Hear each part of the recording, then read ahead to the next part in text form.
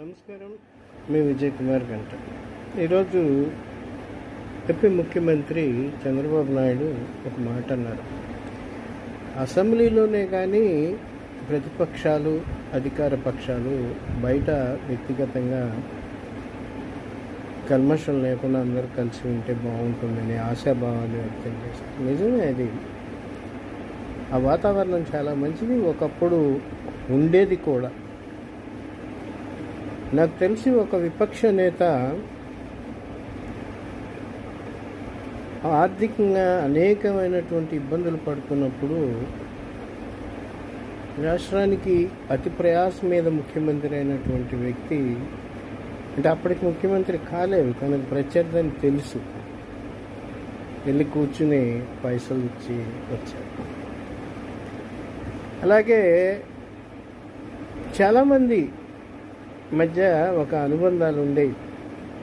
వాళ్ళ అమ్మాయికి వీళ్ళు పెళ్లి సంబంధం చూడటం, వీళ్ళ అమ్మాయికి వాళ్ళ పెళ్లి సంబంధం చూడటం, వ్యక్తిగత జీవితాల్లోకి ఎప్పుడు తొంగి చూసేవాళ్ళు కాదు. ఇప్పుడు ఎందుకనో అది తయారైంది.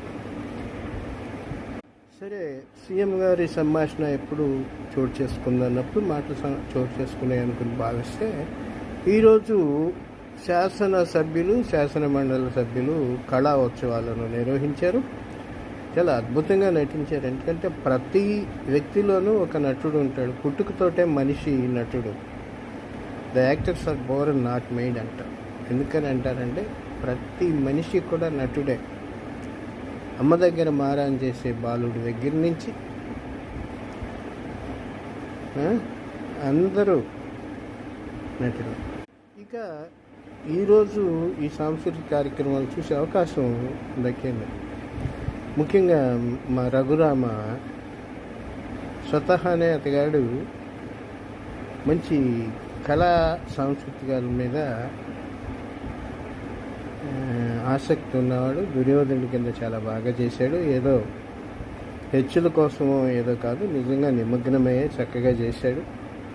అట్లాగే మరొక మంత్రి చెప్దాం, కందుల దుర్గేష్ గారు నటుడు, పత్రికా రచయిత, నటన పట్ల ఆసక్తి ఉన్నటువంటి ఆయన. దగ్గర 60 ఏళ్ల వయసులో ఆయన బాలచంద్రుడిగా నటించి మెప్పించిన తీరు చాలా అద్భుతంగా ఉంది. చాలా విష్ణుకుమార్ గారు, రాజు గారు కానీ సోయం విజయ్ కుమార్ గారు కానీ ఇతర నటులు కానీ వీళ్ళందరినీ ఉత్తేజపరుస్తూ deputy CM Pawan Kalyan, CM garu మాట్లాడిన మాటలు చాలా బాగున్నాయి. భవిష్యత్తులో ప్రతిపక్షాలు కూడా ఈ ఆటల పోటీల్లో పాల్గొని ఒక మంచి సంస్కృతికి